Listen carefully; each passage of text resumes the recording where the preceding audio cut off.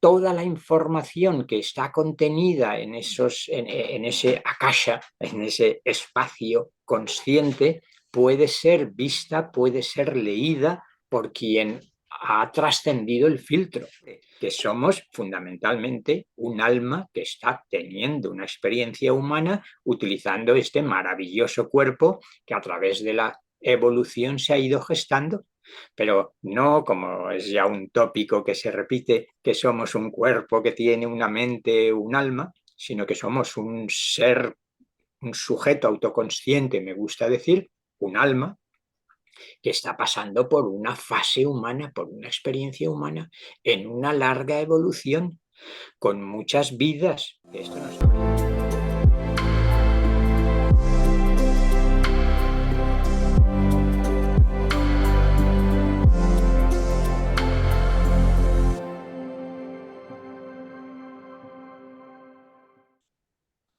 En torno de la esencia está la morada de la ciencia. Esto nos lo decía Platón ya hace muchos años.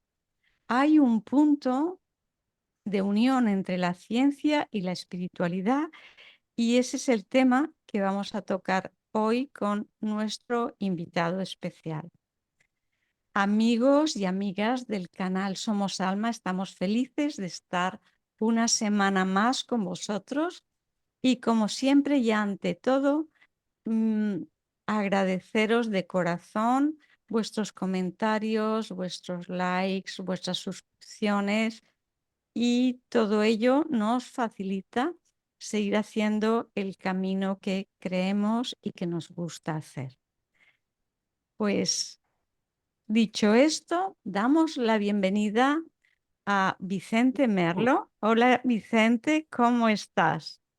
Hola Luján, pues muy bien y encantado de estar contigo y en este maravilloso canal que es Somos Almas.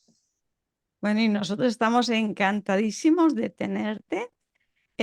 Deciros que Vicente Merlo es doctor en filosofía, es profesor, es bueno, un estudioso absoluto de las religiones, especialmente de las religiones orientales. Ha estado viviendo en India para estudiarlas durante varios años, sobre todo en el ashram de Aurobindo, en Pondicherry. Él fue socio y fundador de la Sociedad Española de Estudios Índicos y Orientales y de la Asociación Transpersonal Española.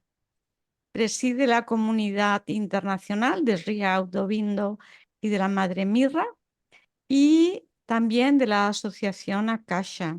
Ha escrito numerosos libros y podríamos decir cantidad de cosas sobre él, pero nos vamos a fijar en un libro que es el que has escrito últimamente, pero como eres tan prolífico, no sé si es el último ya, porque es muy reciente.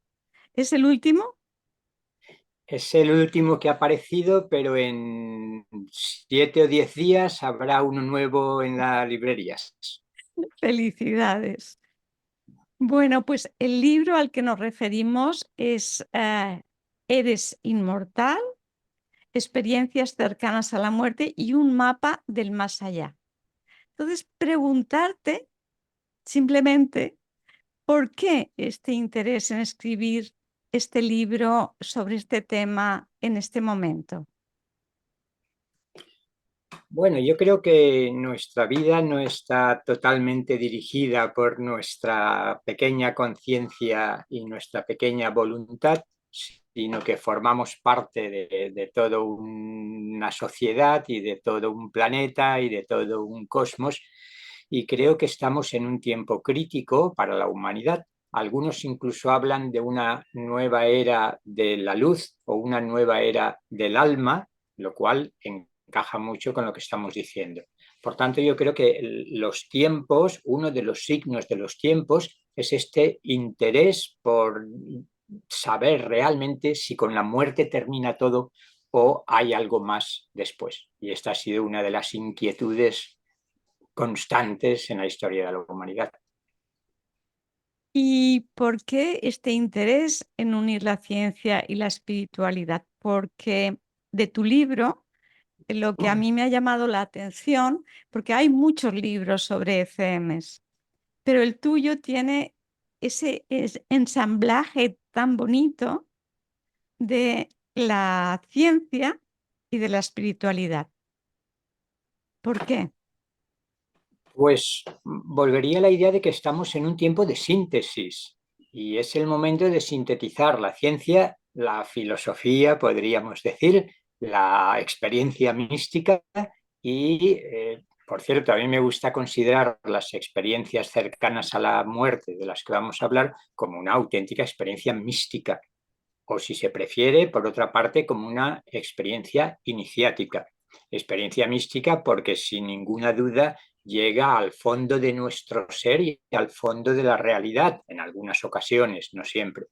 Y experiencia iniciática porque lo que sucede siempre después de cada iniciación es que la persona que ha sido iniciada justamente en los misterios de la vida y de la muerte resulta profundamente transformada.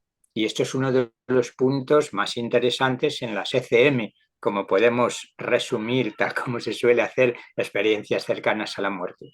Y esa transformación tan profunda, en la que podemos entrar luego, delata que ahí ha habido una experiencia iniciática y por tanto inicia una nueva vida en el caso de esa persona. En los estudios que has realizado, em, ese nuevo cambio es inmediato.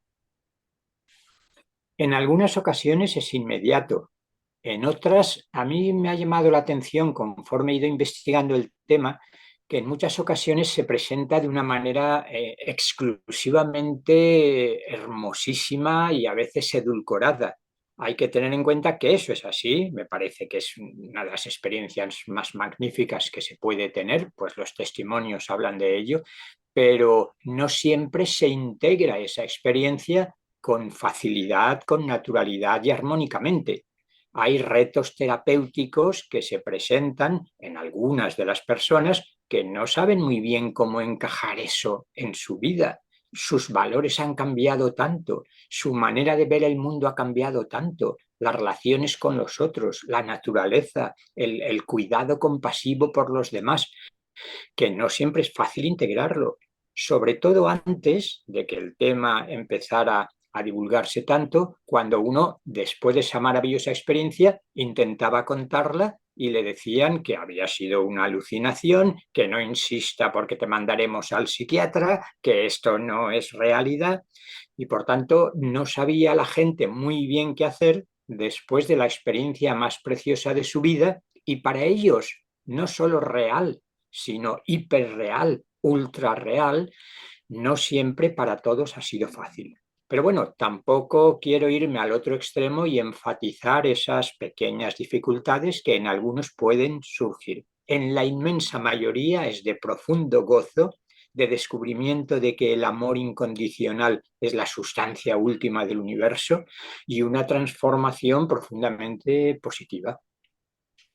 Pero fíjate que siendo tan bonito y teniendo esa vivencia tan interior, como tú has apuntado antes, generalmente, no en todas las ocasiones, pero generalmente hay un lapso de tiempo que puede ser bastante largo de adaptación y que cuesta porque se vive en soledad. Ahora ya hay una mayor difusión de los temas, pero también, como decías antes, el no poder hablar de ello, no saber a qué corresponde, sentir que por dentro tu espíritu quiere una cosa, pero lo que te rodea es otra, ha sido de gran dificultad, de problemas psicológicos, psiquiátricos, de adaptación, hasta que te das cuenta que, bueno, pues que no es eso, no se soluciona con pastillas, que el cambio es interior y es de uno, y que es lo que te toca, porque para mí las personas que han tenido una ECM tienen como una misión. Todos tenemos una misión, ¿verdad? Pero es una misión muy evidente de decir que la vida sigue.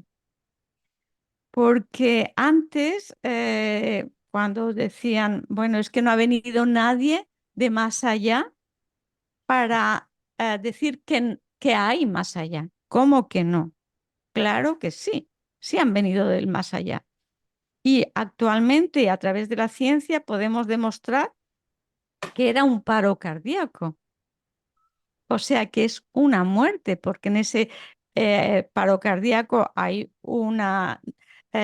ya no hay una respiración espontánea y ya no hay una tensión arterial, el corazón no late, el cerebro no funciona y no hay reflejos medulares. Eso es una muerte.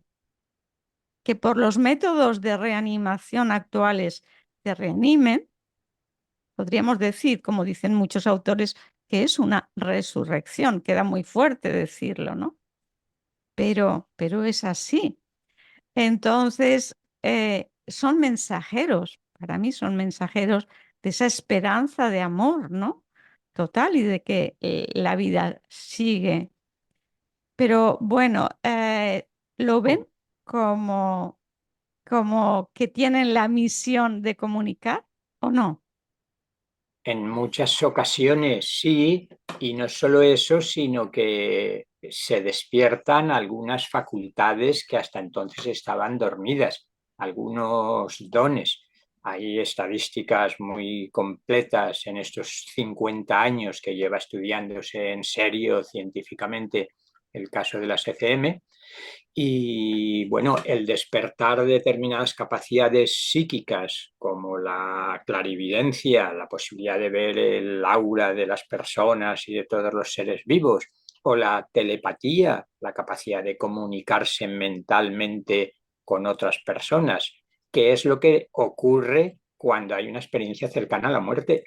Uno de los pasos es justamente que después de haber salido del cuerpo, se encuentra a seres que han fallecido, normalmente familiares o amigos o guías o maestros con los que hay una relación kármica, podríamos decir, y ahí obviamente la comunicación es telepática, no hay actividad cerebral, pero sí que hay actividad mental, actividad de la conciencia, y este es el gran reto, la gran fisura, si se quiere, que las ECM generan en el paradigma materialista cientificista todavía dominante, aunque creo que empieza a dejar de serlo. Unos despiertan la visión remota, como se denomina en ocasiones, la telepatía, la precognición, la capacidad de saber con antelación cosas que van a ocurrir, y quizás una de las cosas más curiosas es el despertar la capacidad de sanar a otros de manera sutil, digamos, a través de energías sutiles. Y hay una correlación entre, en muchos casos, la sanación que podríamos decir, entre comillas, milagrosa. Los dos casos más conocidos son Iben Alexander, el neurocirujano estadounidense, y Anita Moorjani, quizás dos de los casos que más se han divulgado internacionalmente. En los dos casos se les daba muy poca esperanza de vida. En el caso de Ben Alexander, incluso los neurólogos dijeron, bueno, a la familia probablemente no sale con vida, pero si sale, más valdría que no hubiera salido porque el deterioro cognitivo va a ser extraordinario. Pues no solo siguió viviendo, sigue viviendo, sino que en plena lucidez, con mayor lucidez de antes, porque ejemplifica perfectamente el desmoronamiento de ese paradigma ortodoxo científico en el que él vivía y la construcción cuidadosa durante 5 años, introduciéndose por completo en todo el mundo de las ECM, hasta publicar esa obra que a mí me gusta mucho más que la más conocida, La prueba del cielo. 5 años después de La prueba del cielo, creo que es en 2008 cuando tiene su experiencia, 5 años después escribe lo que aquí se ha traducido como la conciencia infinita, y yo suelo ponerlo como una ilustración destacada de esa deconstrucción y reconstrucción de un nuevo paradigma. de construcción del viejo paradigma materialista, que es incapaz de explicar satisfactoriamente lo que sucede en las ECM, y reconstrucción de un nuevo paradigma todavía científico, en diálogo con las neurociencias y en diálogo con la física cuántica, para encontrar un lenguaje adecuado capaz de explicar o permitirnos comprender satisfactoriamente qué es lo que ocurre ahí. Por tanto, como decías, efectivamente se despiertan muchas capacidades como parte de esa transformación.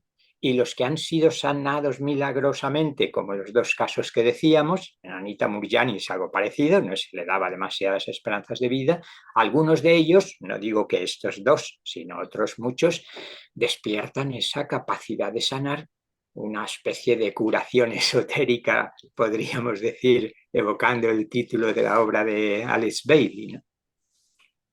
Sí, pero aquí varias cosas. Una, esa curación em, milagrosa, porque realmente con la ciencia actual, un estado como el del doctor Iben Alexander, eh, no tenías nada que hacer, aunque se hubiese despertado o le hubiesen desconectado de la máquina del respirador porque podían. eh, mm, ¿Qué herramientas tiene la ciencia para restaurar el córtex, todo ese córtex cerebral de este hombre que está afectado por esa bacteria? ¿Cómo se reconstruye esto? Y hay casos, como has dicho tú muy bien, el de Anita Moorjani, que ya estaba en la fase terminal con todos los órganos que ya no le funcionaba ninguno. ¿Cómo se restaura de eso? Entonces, esa es la pregunta. ¿Cómo crees que se puede curar? Porque ya no es sanar, es mucho más que sanar, porque uno puede sanar y morirse y uno puede sanar y curarse. Entonces, ¿cómo se puede curar o cómo la sanación ha sido tan intensa que te puedes curar? ¿De qué manera te puedes curar? ¿Por qué te curas? Claro, ¿Qué yo piensas? pienso que esto nos abre a un mundo muy desconocido y que va más allá de las ECM, pero que es algo de lo que descubren los sujetos que tienen esta experiencia. Y antes hablábamos del gran reto que supone para el paradigma cientificista estas experiencias. Y eso tiene que ver con uno de los dogmas de ese modelo del ser humano y del universo, que es la idea tan arraigada en las neurociencias incluso, de que el pensamiento, la mente y la conciencia, me gustaría diferenciar entre mente y conciencia, no identificarlos, son un epifenómeno, un subproducto del cerebro. Buena parte de los investigadores científicos en las ECM lo que están haciendo es retomar lo que denomina la teoría del filtro, que ya fue expuesta por William James, el gran filósofo y psicólogo, y por Frederick Myers, uno de los primeros investigadores de los fenómenos psíquicos, intentando mostrar cómo las ECM suponen un argumento muy fuerte para la idea de que el cerebro no produce el pensamiento y la conciencia, sino que es tan solo un filtro. Por eso se llama la teoría del filtro. Es una válvula reductora que lo que hace es reducir la cantidad de información y de campos de conciencia que están a nuestro alcance y de energías sutiles que son los mundos que se encuentra uno cuando tiene una experiencia cercana a la muerte o cuando sale a voluntad del cuerpo, que recordemos que es una de las cosas que sucede en el primer momento de la ECM. Ahí no es a voluntad, aquí de repente uno se descubre fuera del cuerpo, pero hay gente, el caso del Instituto Robert Monroe es quizás el más conocido, que propiciaba a psicólogos, psiquiatras, médicos y gente de toda profesión el investigar deliberadamente, voluntariamente, esa proyección extracorpórea, esa salida del cuerpo. Por tanto, esta concepción de que la mente no puede proceder del cerebro, como, tal como tú estabas explicando, con el electrocardiograma plano y el electroencefalograma plano, que exista actividad psíquica es muy dudoso, pero encima que esa actividad psíquica se convierta en la experiencia más fascinante y transformadora de esas personas, de miles de personas, de cientos de miles de personas, podemos decir ya, pues no se sostiene. Por tanto, aquí encontramos ese gran reto al paradigma cientificista. Entonces, ¿qué es lo que sucede? Pues que uno encuentra otras dimensiones. Casi todas las tradiciones han hablado de que el mundo físico denso era solo esta tercera dimensión, era solo una dimensión de las muchas que existen. A mí me gusta hablar de una cosmología o de un cosmos multidimensional, y de hecho ya en los Vedas se hablaba de un cosmos septenario, y muchas tradiciones espirituales o esotéricas recogen esa clasificación de 7 grandes dimensiones de la realidad, con las que habitualmente no estamos en contacto consciente. Pero al estar en contacto consciente con ellas, la capacidad transformadora de las energías son tan profundas que pueden darse esos cambios, esas sanaciones que aquí nos parecen milagrosas. Es algo similar a lo que ocurre en determinadas sanaciones o curaciones. A mí el término esotérico no me gusta porque se ha ensuciado tanto que ya suena mal, pero en el sentido etimológico de que es un saber y una experiencia y un conocimiento desconocido para la mayoría, se puede seguir utilizando. Igual que hay sanaciones, pienso ahora en sanadores filipinos o brasileños o Ujú. entre los sanadores que tenemos aquí mismo en España, ahí ¿qué está ocurriendo? Pues que se está poniendo en funcionamiento, se están activando una serie de energías capaces de armonizar nuestros cuerpos sutiles e indirectamente sanar el cuerpo físico a una velocidad que es lo que hace que parezca milagroso a la mirada actual. Por tanto, se trata de que entramos en un mundo de energías y de campos de conciencia de los que habitualmente no somos conscientes. Pero fíjate que todo eso abre caminos a entender que como no somos simplemente un físico, hay un campo de energía que envuelve a ese físico y donde está como el mapa del cuerpo. Si se altera pues por radiaciones electromagnéticas o contaminación o pensamientos o sentimientos, lo que sea, la transformación de ese campo, la materialización en el físico va a estar alterada. En el momento que ese campo está en un campo de una energía mayor, como es la del amor, porque todos hablan de esa energía del amor, entonces se transforma para mí ese campo y da lugar a una transformación física. O sea, para mí es el amor, realmente el que cambia la estructura, las moléculas, la información, lo cambia todo y posiblemente sea la causa de estos cambios que podemos decir milagrosos, que no tienen explicación física. Claro, fíjate que el mismo mecanismo que explicas también es lo que ocurriría en las sanaciones a distancia. Ya, Mm. ya sé que en tu canal no va a sonar muy extraño, pero quizás a algunos nuevos Ajá. luego sí. Pero es que tenemos hoy en día estudios científicos Sí, con todo el rigor. Pienso en Dean Radin, por ejemplo, y en sí. todo el Instituto de Ciencias No Éticas, que está estudiando lo más científicamente posible estos fenómenos y la sanación a distancia. ¿Por qué? Porque ese mapa del cuerpo que dices tú, que además es un mapa y un cuerpo de energías sutiles, con él puede trabajarse a distancia. Se han hecho estudios sobre el poder de la oración, de la meditación, desde las tradiciones más distintas. Por tanto, lo que tú describías que ocurre en los casos de las ECM sería análogo a lo que ocurre en algunas de esas sanaciones a distancia.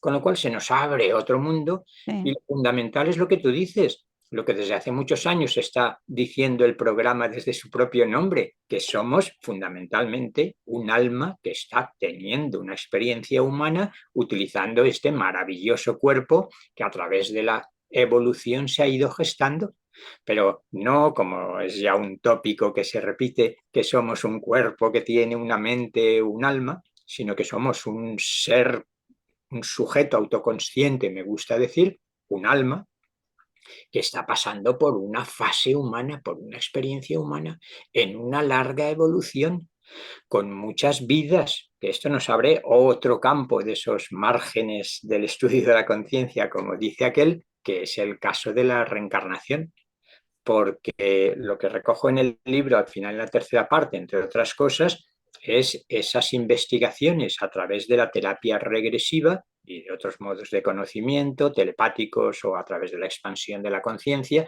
que nos hablan de lo que ocurre ya no en vidas anteriores, que hay también miles y miles de casos de hipnoterapeutas de vidas anteriores, sino como Michael Newton, Dolores Cannon o tantísimos otros especializados en lo que ocurre en el periodo entre vidas.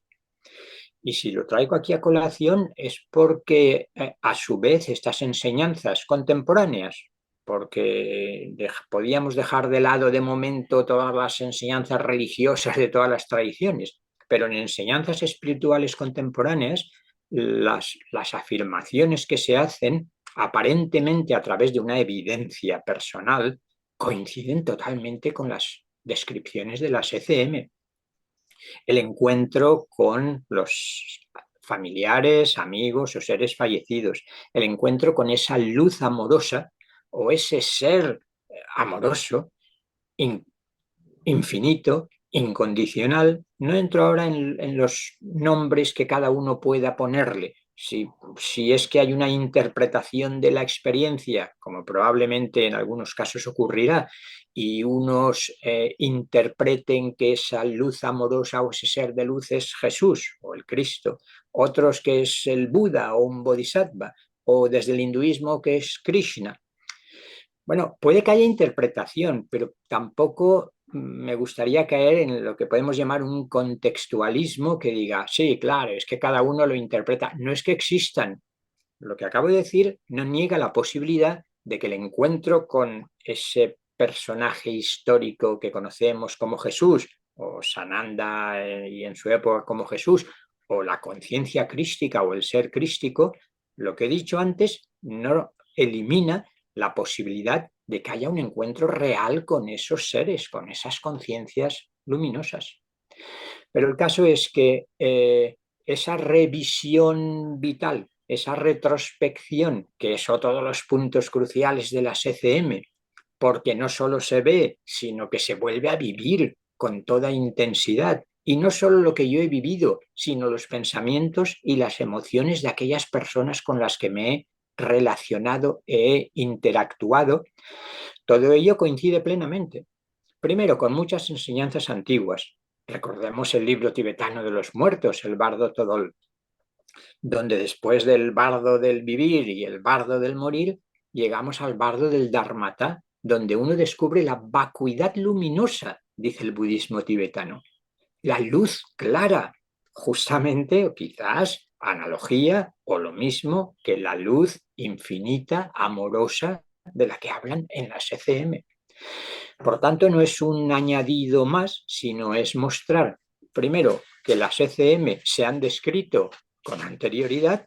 En el libro pongo el caso de Platón en la República, con la historia de el armenio, que tiene una experiencia cercana a la muerte en toda regla.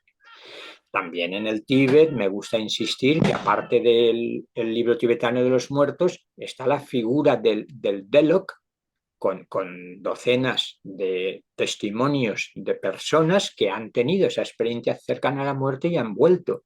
Por tanto, no es una novedad que aparezca ahora, pero sí que el estudio científico, el avance de la ciencia y la tecnología han permitido que ahora podamos hacer volver a más con esa reanimación o resurrección en la que tú eres experta y que conoces bien. Por tanto, la similitud entre lo que muchas tradiciones han dicho en el centro poniendo ahora las ECM y añadiendo la cantidad de enseñanzas e investigaciones contemporáneas que hay sobre ello, aparece un mapa del ser humano, de la realidad, del cosmos, de la vida, de la muerte y de la reencarnación verdaderamente fascinante. Que son los materialistas, como dice Alex Gómez Marín, ¿no? Los materialistas que son muy listos se siguen resistiendo como un gato patas arriba. Y por lo menos investiguémoslo en serio, ¿no? No, totalmente de acuerdo.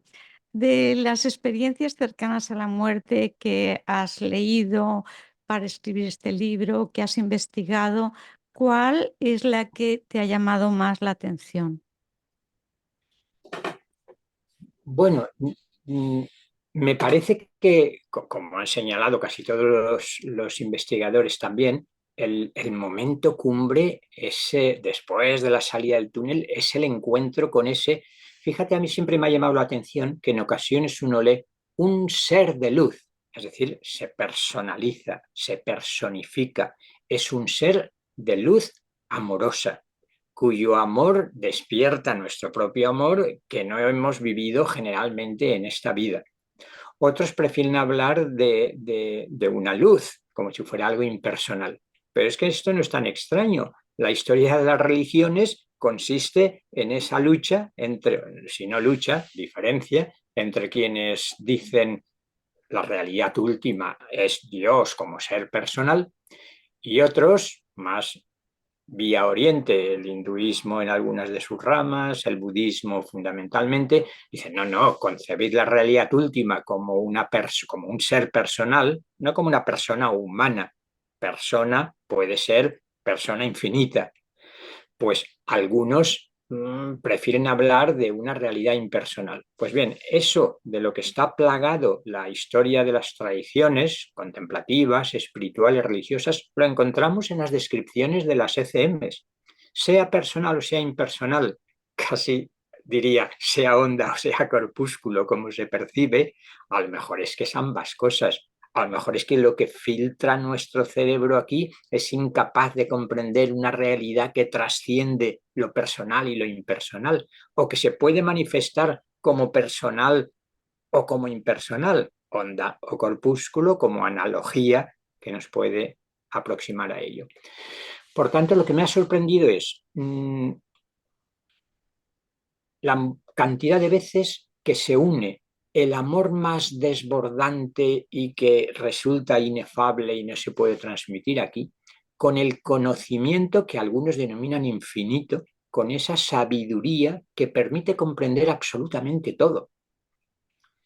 Es como si uno, por un instante, al salir del filtro y la conciencia individual revelarse como parte de la conciencia infinita, el título de Ibn Alexander y expresión que Pim van Lommel, que todavía no lo habíamos mencionado, recoge en ocasiones también. A partir de ahí, toda la información que está contenida en ese akasha, en ese espacio consciente, puede ser vista, puede ser leída por quien ha trascendido el filtro. Por tanto, esa unión de un amor incomprensiblemente infinito y una sabiduría que te permite como ver los tres tiempos, curiosamente el trikaladristi, la capacidad de ver los tres tiempos, pasado, presente, futuro, es una de las características de los rishis védicos y upanishádicos en la India. Por tanto, no pondría casos concretos, varios textos de una potencia teórica, experiencial, en la base extraordinaria recojo en el libro, y es cuando se sintetizan quizás esas dos facultades fundamentales o esas dos realidades que son el amor y la sabiduría. Pienso la que describió Brodsky, que entra en una serie de detalles extraordinarios. Concretamente en este punto en el que otro de los grandes debates dentro del mundo de la espiritualidad y de las tradiciones religiosas es si qué relación hay entre el alma y la realidad última. hay descripciones que a mí me parecen preciosas de lo que yo diría que es la concepción, al menos para mí, más satisfactoria, porque algunos hablan de visión de ese ser o de esa luz, de contemplación, como muchos místicos, de las tradiciones proféticas abrahámicas y de las otras. Pero es que algunos dicen, no es solo visión, contemplación, experimento la unión con ese ser o esa luz amorosa. Hay una comunión. Esta es la verdadera comunión. Pero comunión significa, pienso ahora en otra descripción en la que dice, yo era aquello y yo no era aquello. Esto parece contradictorio. Bueno, parece contradictorio, pero es lo que algunos grandes místicos han dicho también. Es decir, no solo hay una unión con algo diferente, sino que descubro que aquello tan magnífico es mi identidad más profunda. Quizás la conciencia no dual, la conciencia no dual de la que tanto se habla en las tradiciones orientales, ¿acaso no podríamos relacionarla con la conciencia no local de la que empieza a hablar, empezó ya la física cuántica y que justamente ahora se recoge para ver cómo son posibles esos conocimientos? A partir eh, de ese entrelazamiento cuántico, de esa interconectividad que nos hace descubrir que está todo relacionado y que está todo dentro de la conciencia no dual, de la conciencia no local. Y por tanto es posible en la conciencia infinita un conocimiento infinito del pasado, del presente, del futuro y de lo que está más allá de los tres tiempos, porque lo que quizás resulta esencial en muchas experiencias místicas es que descubro que soy un alma eterna. Y eterna no significa inmortal en el sentido de que no muero nunca, sino de que hay algo en mí, mi corazón álmico, que está más allá del espacio y del tiempo. Por tanto, más que recoger una sola experiencia, aunque he estado pensando en tres muy concretas que cuento en el libro, esa síntesis de amor-sabiduría que sobrepasa la capacidad de intelección que tenemos cuando estamos encarnados, limitados por este cerebro físico, sería lo que más destacaría.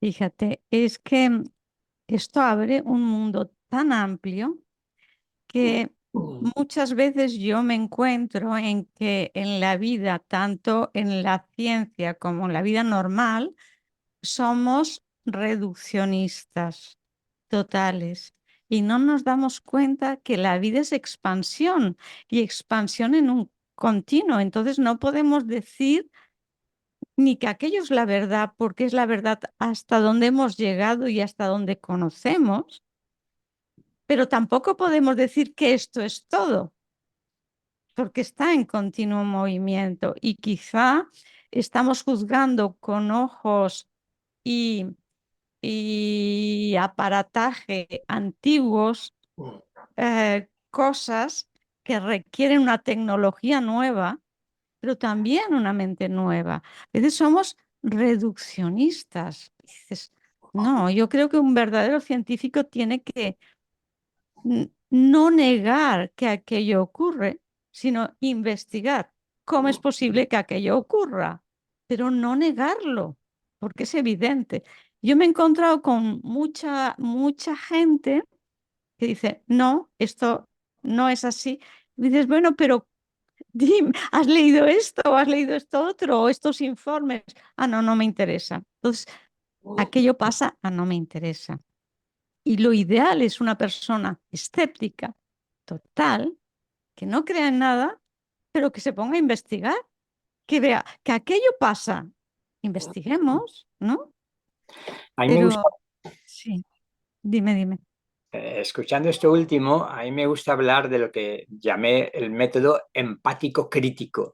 Es decir, empático en el sentido de abrirte por completo, auténticamente, a escuchar los testimonios, a experimentar la realidad, a analizar todos los métodos científicos, filosóficos de comprensión que uno pueda, pero al mismo tiempo sin perder la capacidad crítica de no creerse que cualquiera de las teorías que estoy exponiendo sean la verdad absoluta. Es que esto es irrisorio ya, es rozar lo ridículo. Fíjate que en lo que coinciden todos, y además fue el primer punto que el propio Raymond Moody en los 12 pasos que recoge en su obra, digamos, inaugural, aunque me gustaría felicitar a Elizabeth Kubler-Ross, que todavía antes que él estuvo diciendo cosas muy parecidas. El primer punto destacado es la inefabilidad. sí. Inefabilidad significa que por principio no puedo decir, no puedo expresar, no puedo ni comprender con mi mente racional, limitada, filtradora, aquello tan grande que he experimentado.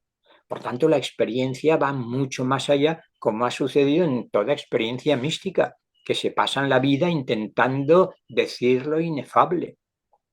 No perdamos de vista esa inefabilidad que nos lleva a una verdadera humildad epistemológica, Ujú. podríamos decir, sin caer en la ridiculez de creer que cualquier teoría científica, filosófica, racional o como sea, es capaz de apresar como los dedos el agua del océano. No, se nos escapa por todas partes la realidad.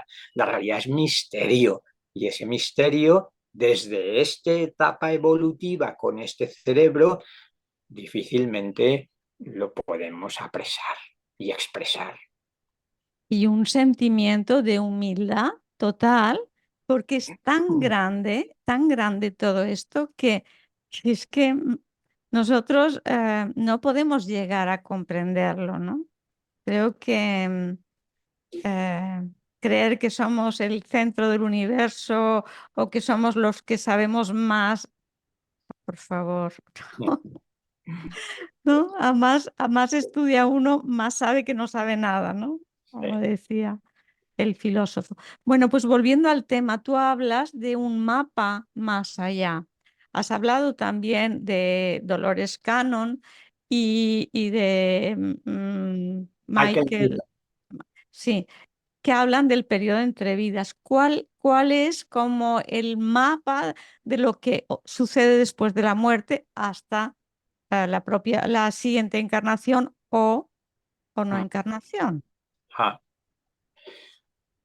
intento ser breve porque hay muchos elementos y no se trata ahora de desarrollarlos todos, pero Ujú. empezaríamos desde el momento mismo de la muerte, en la que justo antes, quizás unos minutos o unas horas antes, la glándula pineal segrega dimetiltriptamina y es lo que produciría una apertura a las otras dimensiones y empieza la visión, lo que se ha llamado deathbed visions, las visiones en el lecho de muerte, por ejemplo, corresponderían a ese momento en el que se abre las puertas de la percepción, por decirlo con Aldous Huxley, y uno empieza a percibir las otras dimensiones.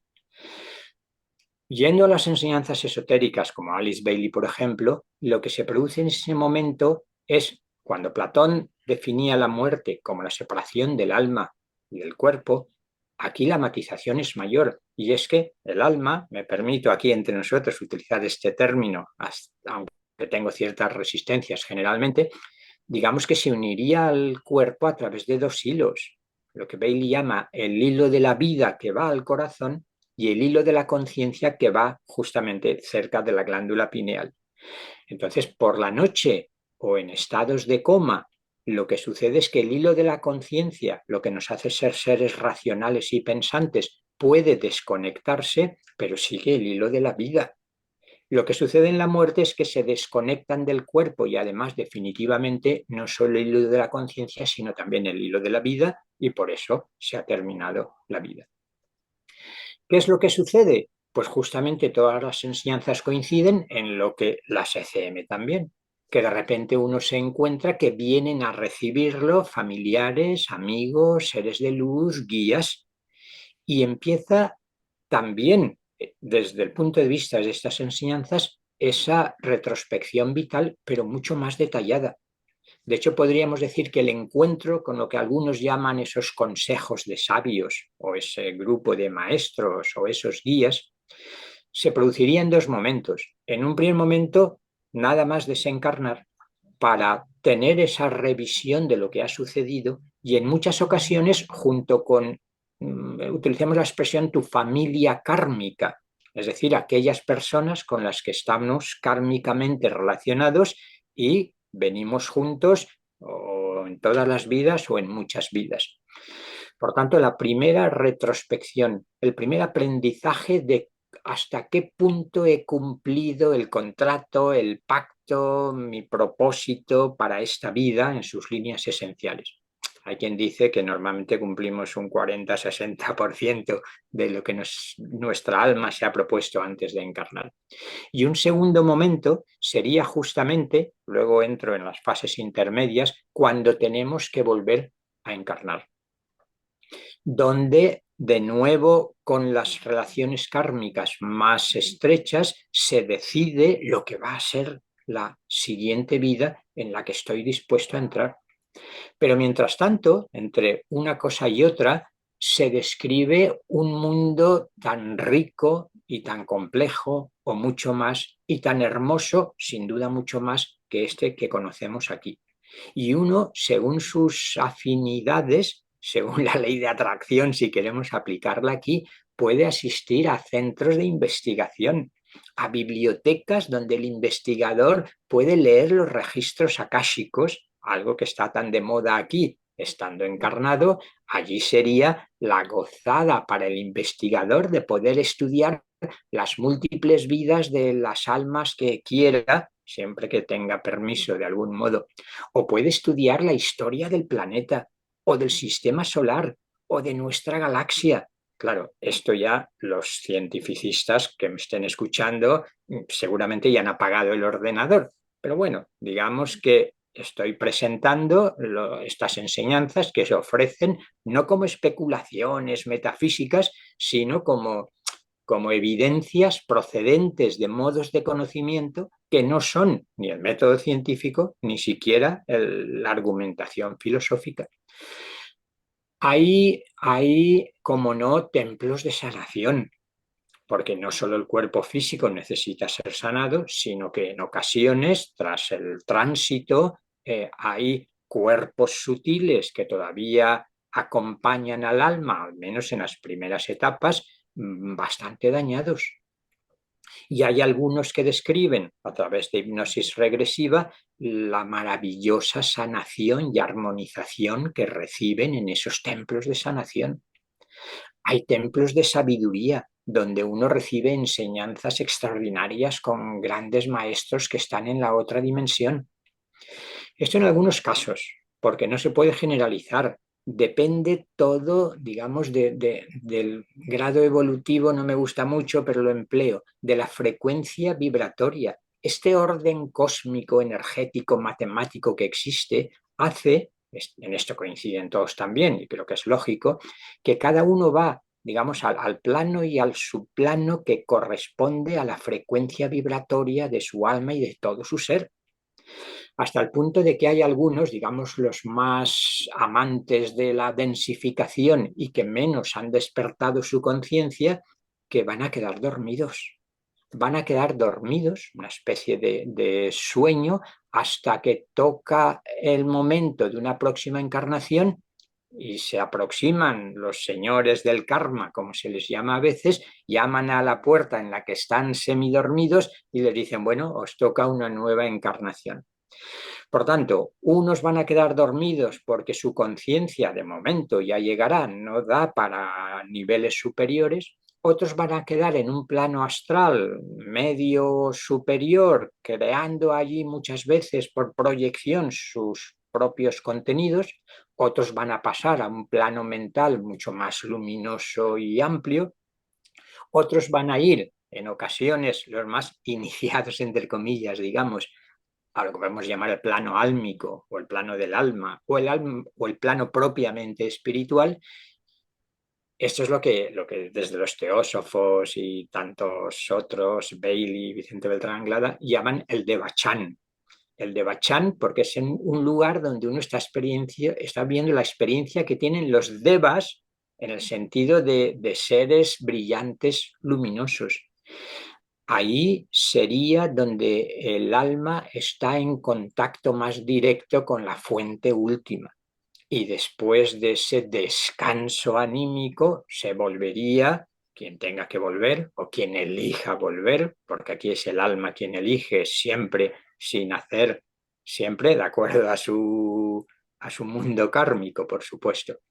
Y es el alma quien decide cuándo va a morir de antemano. Nadie muere, decía aquel, sin que sea el alma quien da su visto bueno y diga, esta vida se ha acabado, o bien porque es lo programado con antelación, o bien porque las cosas se están desviando tanto que más vale tomarse un descansito, pero se decide que se produzca la separación con el cuerpo. Valga esto que me he enrollado demasiado para que se vea que hay descripciones lo suficientemente amplias y detalladas y coincidentes entre sí como para darnos que pensar. Y es que decías tú, y con esto sí que termino, se suele decir, siempre a mí me ha llamado la atención también, que nadie ha vuelto, pero sí hemos vuelto todos. Hemos vuelto todos muchas veces, pero no nos acordamos. Y hay quienes se acuerdan no solo de que han vuelto, sino que pueden investigar con la lucidez de su conciencia, no una lucidez solo terminal, sino una lucidez permanente, lo que existe y lo que ocurre en los otros planos, en las otras dimensiones. Me ha parecido excelente, eh, sintetizado, pero amplio, todo lo que ocurre en ese más allá o un periodo entre vidas, muy, muy interesante. Y para terminar, ¿qué conclusiones o qué quisieras decirles a las personas que nos están viendo respecto a este estudio que has hecho tú de las ECMs? ¿Qué conclusiones quisieras añadir? Sí, lo que quizás es más importante, que no estamos hablando solo de las ECM ni de lo que sucede más allá, sino que todo eso puede suceder más acá, aquí y ahora, y que por tanto el descubrimiento de ese estado expandido de conciencia es lo que puede tener lugar y lo que han buscado y siguen buscando todos los caminos espirituales auténticos. Por tanto, que podemos experimentar aquí lo que hemos estado describiendo como experiencias extraordinarias. El maestro Platón decía que la filosofía consiste en ejercitarse en morir. Esto siempre asusta al principio. ¿Qué quiere decir? Pues que como al morir, decía ya Platón, lo que acabamos de decir, el alma va a lo que él llamaba el mundo inteligible, el mundo de las ideas, y está contemplando esas ideas arquetípicas que son la verdad de todo lo que existe, cuando uno está encarnado, filosofar, el sabio lo que hace es alcanzar ese estado de conciencia desde el cual, a través de esa expansión, puede conocer los principios últimos y la esencia última de todas las cosas. No me gustaría centrarme únicamente en la meditación, pero creo que es uno de los caminos para descubrir que somos alma y no solo cuerpo, dejando de identificarnos con el cuerpo, las sensaciones, las emociones, los pensamientos y descubriendo que detrás de todo ello está ese testigo, ese sujeto autoluminoso que es lo que somos, amoroso, desde siempre y para siempre. Qué bonito final, final y principio, porque es transformar la vida en lo que somos, ¿no? Es darle la opción de que seamos, de ser ese amor y esa capacidad de, de amar con sabiduría, que somos en todos nuestros actos y empezando por nosotros también, Sí. para poder dar lo mejor. Pues Vicente, ha sido un placer y nos seguimos viendo. Un abrazo muy fuerte y Un gracias. abrazo, muchas gracias.